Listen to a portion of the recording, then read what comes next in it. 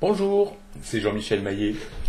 Alors je fais cette petite vidéo, je vais essayer de répondre à une question qui m'a été posée ce matin par Lapin, et qui est sûrement la question des questions, à savoir si les lois du moteur de John Bellini ne remettent aucunement en cause les lois naturelles de l'électromagnétisme, d'où provient cette énergie dite surnuméraire. Alors, c'est pas si simple de répondre parce que c'est la question des questions. Et j'ai pas encore la réponse globale. Personnellement, j'ai pas encore fait le test complet, le proto n'est pas encore en marche. La bobine, je devrais l'avoir, je pense, en fin de semaine, mercredi, jeudi, par là. Donc, on va pouvoir commencer un petit peu à voir ce qui se passe dans le BINS. Mais donc, j'ai pas la réponse. Donc, ce que je vais faire, je vais me référer à ma Bible. Ma Bible, c'est ce bouquin-là que je vous ai déjà montré, que j'ai traduit de John Bellini, qui sont ces trois bouquins traduits, que j'ai mis un seul petit volume à ma sauce.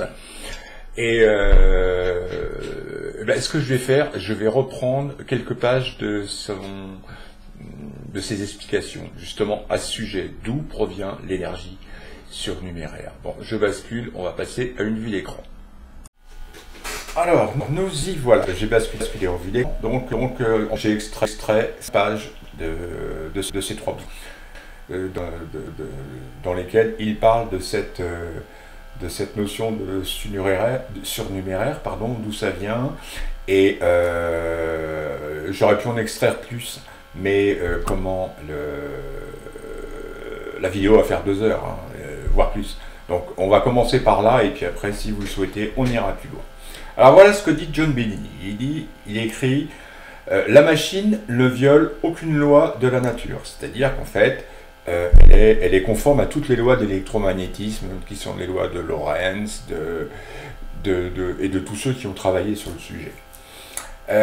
Et il écrit toutefois, elle tire parti d'un certain nombre de fenêtres d'opportunité. Alors fenêtre d'opportunité, il veut dire par là qu'il fait fonctionner cette machine dans un mode qui n'est pas un mode dit moteur en tant que tel, mais un mode énergeur, donc ça veut dire un mode qui permet à la machine de tourner et de faire en sorte que les lois de l'électricité se combinent d'une certaine manière. Alors, il parle d'une fenêtre d'opportunité étroite sur lesquelles la science dominante n'a pas passé beaucoup de temps à les explorer. C'est-à-dire que lui, il regarde les choses en déplaçant son regard sur ces lois. Des lois qui sont considérées comme plutôt pénalisantes ou plutôt chiantes et encombrantes. Lui, il les regarde sous cet angle et il se dit comment je peux tirer parti de certains trucs. Alors, lorsqu'elle est mesurée directement, la machine, avec des moyens classiques, l'efficacité globale de la machine est toujours inférieure à 100%. Ça, c'est ce qu'il constate quand on la regarde avec des yeux scientifiques, avec des appareils normaux, genre voltmètre, ampèremètre, wattmètre et compagnie. Cependant, lorsqu'elle est construite correctement, la batterie chargée par le système, donc la batterie de charge, se charge toujours plus rapidement que la batterie qui se décharge dans le système. D'où sa conviction et son affirmation que la machine est dite surnuméraire. C'est-à-dire qu'on charge plus vite qu'on ne décharge. Alors ce paradoxe apparent, tu vois ce qu'il écrit dans ces pages, ce paradoxe apparent est le tour entre guillemets auquel faisait référence John Bellini. Sur le plan électrique, la machine ne produit pas de gain net d'énergie. Sur le plan électrique, quand on la regarde avec des yeux normaux, la machine ne produit pas plus d'électricité qu'elle n'en consomme. Cependant, elle produit un ensemble inhabituel de conditions qui se traduit pour les batteries pour les batteries par un taux de charge accéléré, c'est-à-dire que la batterie se charge plus rapidement que celle qui se décharge.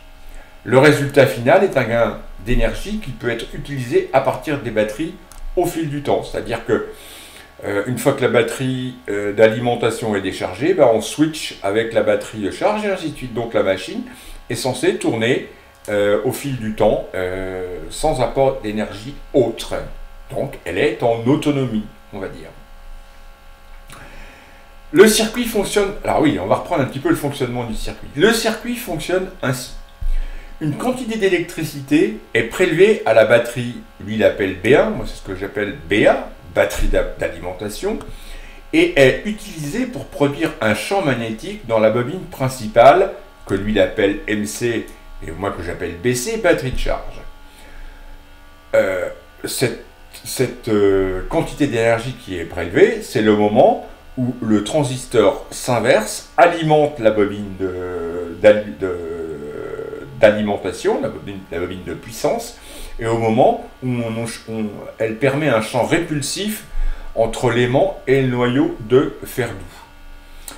Donc, une accélération. Ce champ magnétique est utilisé pour créer une action mécanique sur l'aimant de la roue, ce que je viens de vous expliquer. Une fois cette opération terminée, l'énergie du champ magnétique est déchargée. L'énergie du champ magnétique, c'est au moment où on coupe la bobine brutalement, c'est-à-dire que la bobine n'est plus alimentée, il faut qu'elle se décharge magnétiquement, et donc elle envoie une impulsion à la batterie de décharge. À la batterie de charge, pardon. L'électricité produite par la décharge du champ magnétique, ce que je viens de dire, est ensuite captée dans le condensateur C. Point.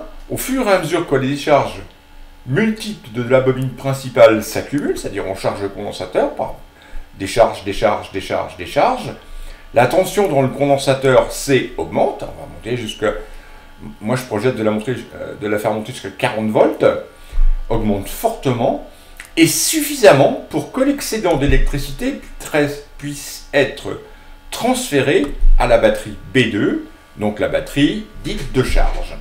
Voilà ce que dit Bedini. Cette séquence d'événements produit ce que Nikola Tesla a appelé un circuit de navette. Alors en effet, Tesla en parle déjà d'un circuit de navette. Je ne sais pas si je vais aller dans le détail du circuit de navette dans cette vidéo, ça va être trop long. Mais j'en ferai une autre si vous le souhaitez. Où l'électricité est transférée d'un endroit à l'autre, mais qui ne doivent jamais s'effondrer. C'est-à-dire que l'électricité, elle ne doit, prenez une traduction, c'est pas qu'ils ne doivent. Où l'électricité est transférée d'un endroit à l'autre, mais qui ne doivent jamais s'effondrer. Virgule, se dissiper ou se perdre complètement. C'est-à-dire qu'on ne perd rien. Cette méthode représente la véritable signification de l'énergie, de l'économie d'énergie. Le Bedini SG Energizer est une machine qui démontre un gain d'énergie pendant son fonctionnement. D'ailleurs, la batterie de charge se décharge moins vite que la batterie de charge ne se charge.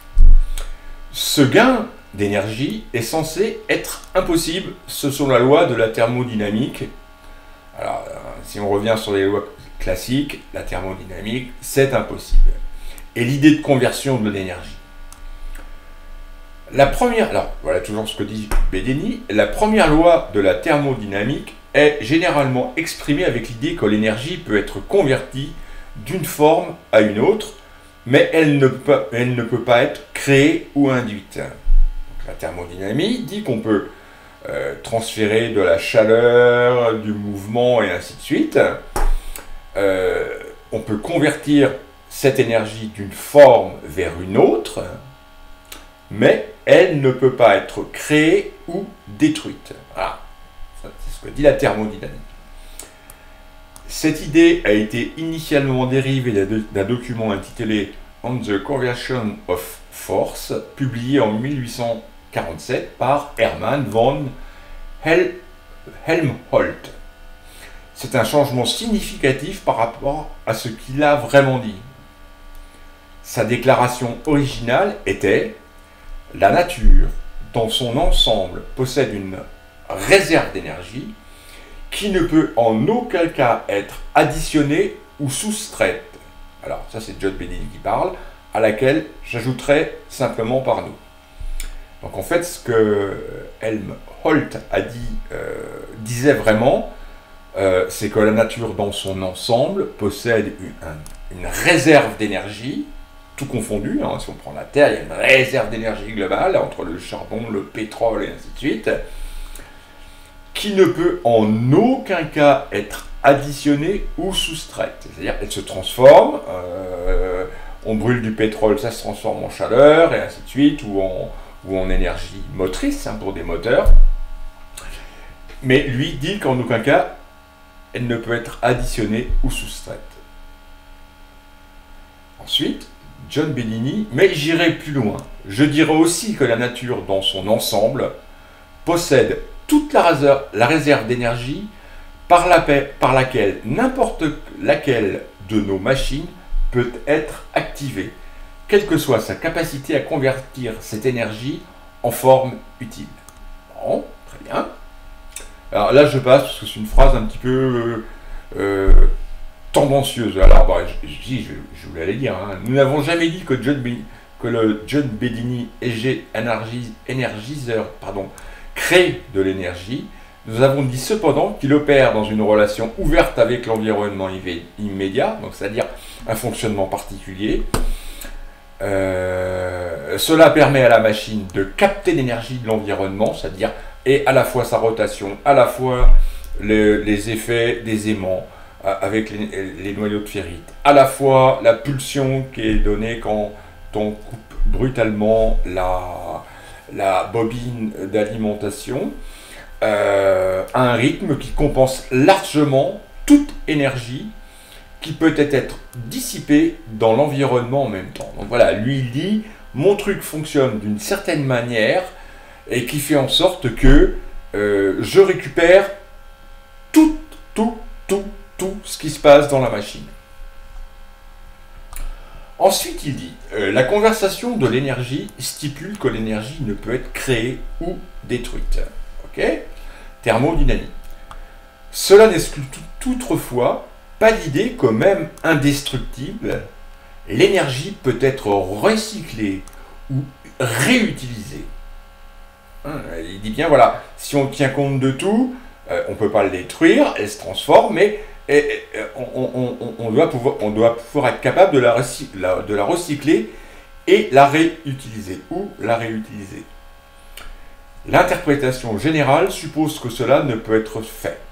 Mais en fait, c'est possible. Alors, si on prend la loi de la thermodynamique pure, on peut dire que ça ne peut pas être fait.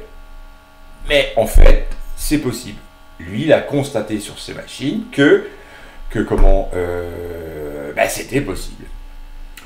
Alors, Nikola Tesla a été l'un des premiers scientifiques importants à tourner de l'eau aux lois de la thermodynamique et a déclaré publiquement son incrédulité dans ses idées. Il proposait ouvertement des moteurs thermiques qui tiraient toute leur énergie de la chaleur ambiante de l'air, tout en produisant de l'air froid comme sous-produit. Alors là, il a fait une espèce de turbine, je ne me suis pas trop penché sur le problème, qui tourne à très très haut régime. C'est la turbine de Tesla. Bon, voilà, à creuser, ça j'ai pas creusé. Sa réplication des expériences de Heinrich Hertz concernant la propagation des ondes électromagnétiques dans l'air l'ont amené à dénoncer toute la découverte et que c'est complètement faux. Il a même fait référence aux travaux mathématiques de James Clerk Maxwell comme concept poétique. En 1900, Tesla avait assez dit qu'il était certain que les phénomènes électriques ne suivaient pas les mêmes lois que la chaleur dans presque toutes les situations. Donc là, Tesla veut dire que on ne peut pas forcément appliquer toutes les règles de la thermodynamique à des phénomènes électriques ou électromagnétiques. Tesla ne voyait aucune raison d'associer la thermodynamique à l'électrodynamique. En fait, il pensait que l'électrodynamique était beaucoup plus liée à la dynamique des fluides. Dans son article de juin 1900 intitulé The Problem of Increasing Human Energy, Tesla déclare « Quelle que soit l'électricité, c'est un fait, qu'elle se comporte comme un fluide incompressible et la Terre peut être considérée comme un immense réservoir d'électricité. Alors, il veut dire par là que, effectivement, la Terre est électromagnétique. On a un pôle nord et un pôle sud sur la Terre. Nos boussoles, elles tournent, donc effectivement, il y a de l'électromagnétisme. Donc, lui, il dit que la Terre peut être un réservoir d'électromagnétisme potentiel qui, dans certaines conditions, peut être utilisé. Donc il dit comme un immense réservoir électrique. Bien que Helmholtz ait été brillant, et nous lui devons beaucoup de gratitude pour ses découvertes, sa tentative philosophique d'unifier toutes les formes d'énergie en un seul ensemble, les lois comportementales en 1847 étaient prématurées. Parce que quand on parle des lois traditionnelles de l'électrodynamisme, on remonte à cette époque. Hein. C'est Maxwell, Hertz et compagnie. Et finalement incorrect. Voilà, c'est ce que dit Bellini, pas Bellini, dit, comment il s'appelle, Tesla. Alors, Bellini dit autre chose. Alors, Bellini dit alors, que se passe-t-il vraiment? Pose une question. Quelles sont les méthodes qui nous permettent d'utiliser l'électricité, de la récupérer, de la recycler et de la réutiliser? Voilà ce qu'il dit dans son truc, dans son système. Lui, voilà, il utilise l'électricité pour le faire fonctionner, il récupère ce qui est censé se perdre et de la recycler, c'est-à-dire la réinjecter dans une nouvelle batterie dans une batterie de charge et de la réutiliser, c'est-à-dire l'une se déchargeant plus vite que l'autre, on peut switcher d'une batterie sur l'autre et avoir un système qui tourne en permanence. Voilà ce qu'il dit. Donc il pose la question. Le truc, entre guillemets, pour la recycler et d'obtenir de l'électricité pour augmenter, le truc pour la recycler est, d'obtenir de l'électricité pour augmenter son propre potentiel, c'est-à-dire récupérer, recycler, récupérer. Il écrit encore, en thermodynamique, il est difficile d'obtenir de la chaleur pour augmenter sa propre température. Tesla en parle un peu, mais je ne connais pas ce sujet pour en parler.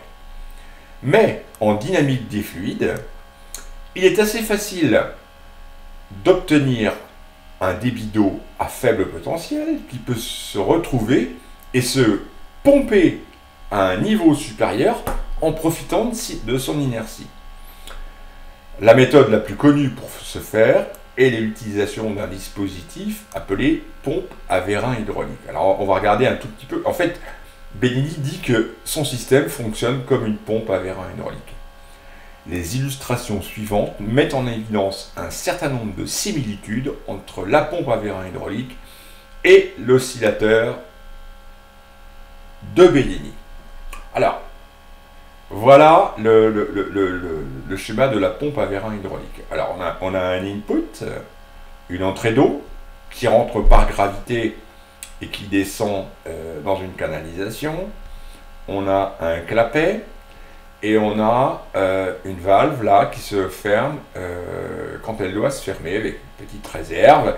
Et ce système, par simple gravité et par simple action de la gravité, l'action de la valve, l'action de la première valve ici, l'action de la seconde valve ici, par son simple gravité et action de l'une et l'autre par alternance, fait en sorte que le tuyau se remplisse et qu'on arrive à faire s'écouler de l'eau plus haut par simple inertie du système.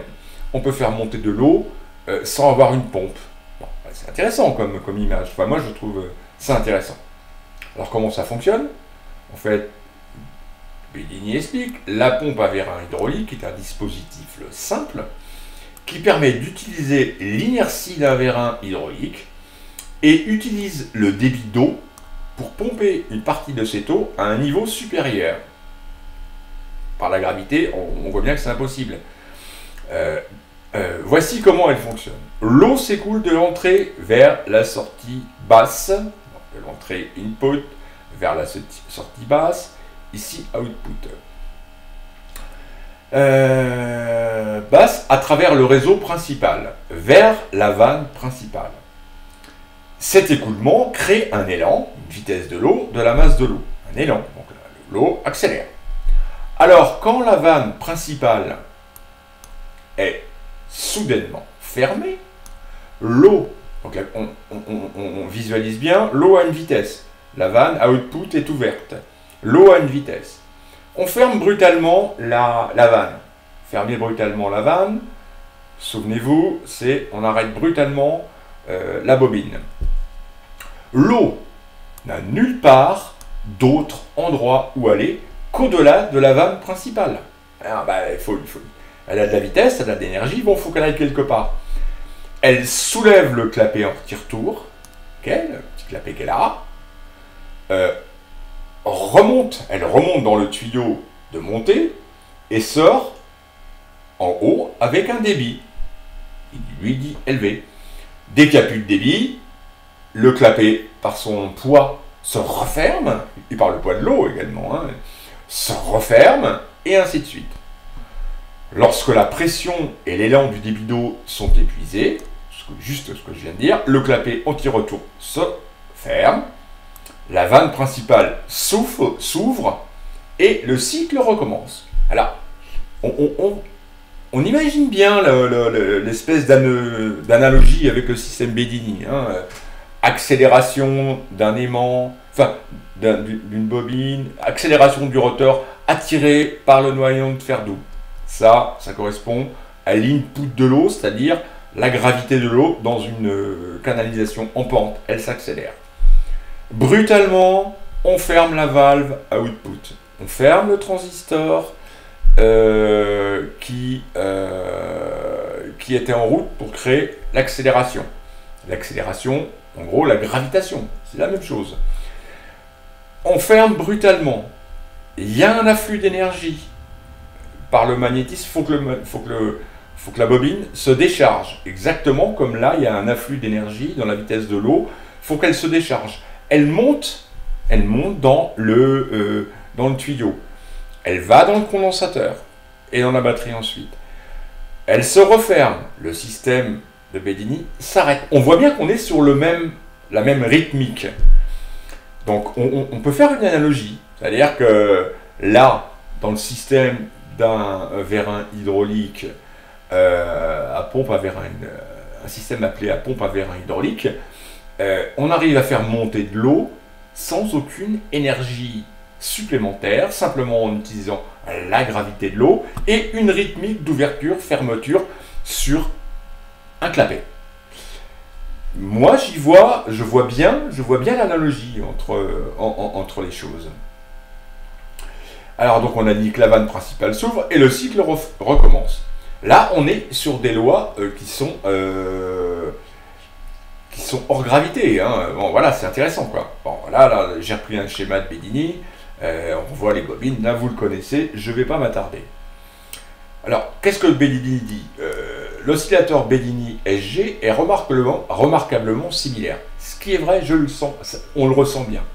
La batterie B1 établit un débit électrique, okay, dans la bobine principale, lorsque le transistor T est conducteur. Ok.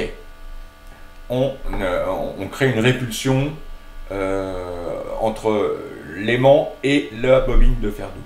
Cela crée une dynamique inertielle dans le circuit qui s'établit par le champ magnétique dans la boucle principale. D'accord? Les deux, l'aimant et la ferrite, se repoussent. Lorsque le transistor T s'arrête brusquement, le champ magnétique établi par le flux de courant persiste à produire et conduire du courant. C'est-à-dire que la bobine a stocké, par ses capacités, à stocker de l'énergie, parce qu'elle a un effet capacitif, la bobine, et celui-ci continue de circuler. C'est l'impulsion. Ceci représente une propriété inertielle de l'électricité, comme l'élan stocké.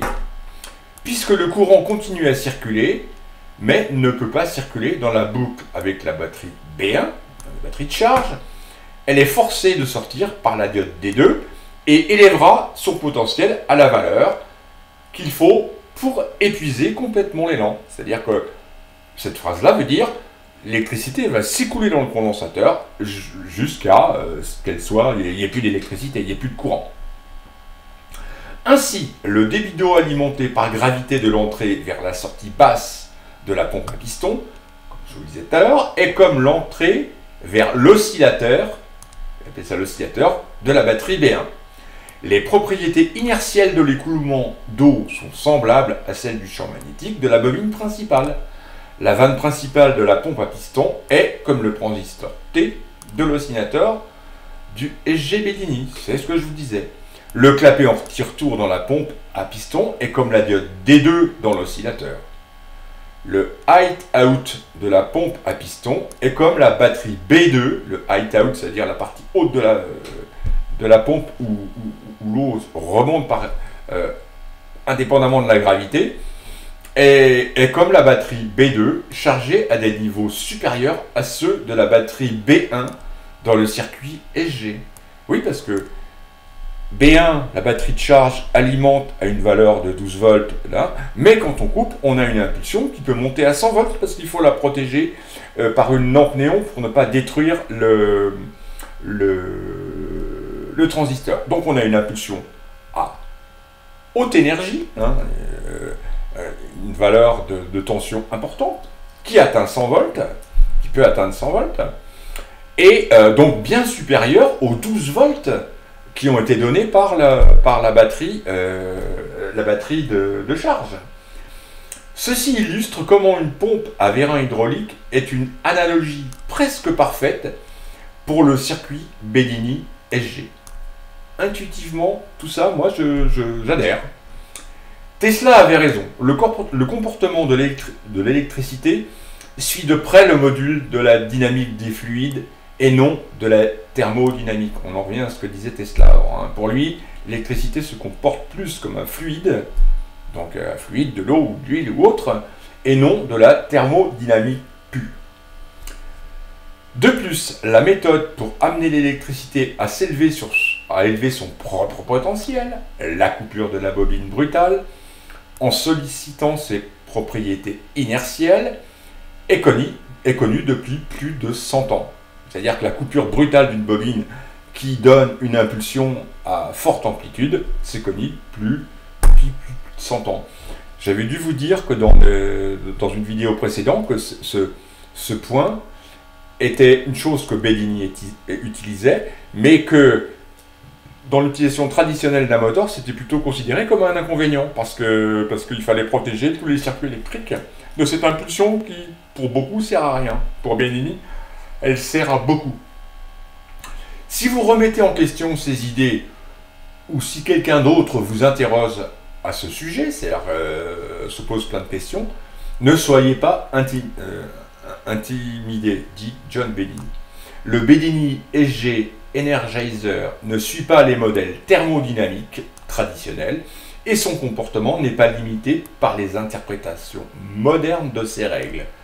Le SG Bedini utilise et récupère une grande partie de l'énergie qu'il utilise, puis le recycle à nouveau afin de l'utiliser ultérieurement dans la batterie. En clair, Bedini dit, voilà, moi, ce qu'on considérait comme néfaste et négatif, moi je l'utilise pour recharger une batterie. Cette impulsion. Tesla a découvert ces processus en essayant de reproduire les supposées découvertes de Hertz sur les ondes électromagnétiques.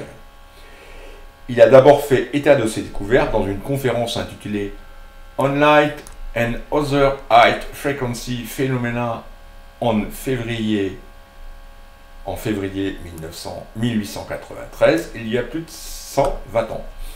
Cette conférence décrit ce sur quoi Tesla a passé le reste de sa vie à travailler. C'est aussi la première révélation publique de sa découverte pour une nouvelle façon d'utiliser l'électricité. C'est ce processus qu'il a appelé sa méthode de conversion.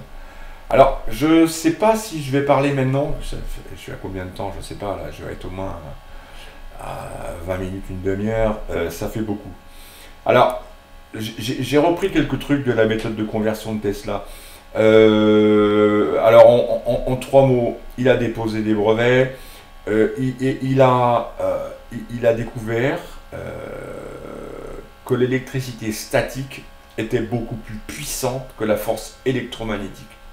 L'électricité statique, vous savez, quand vous prenez une règle en plastique, vous la frottez sur votre manche et que vous l'approchez de vos cheveux ou de vos poils sur deux bras, on voit les poils se dresser, ou sur un chien, c'est assez spectaculaire, pour peu que votre chien ait des grands poils, c'est assez spectaculaire. Ça, c'est l'électricité statique. Et lui, il a découvert que l'électricité statique était plus puissante que la force électromagnétique en tant que telle. Que les courants continus interrompus étaient plus importants. Alors, le fait de couper brutalement une bobine, les courants continus interrompus, c'est ça, sur une bobine, hein, j'entends, était plus important que les courants alternatifs. Que les courants électriques pouvaient se propager sur un fil sans retour. C'est-à-dire que pour lui, quand on génère cette impulsion, on n'a pas besoin d'avoir un circuit fermé.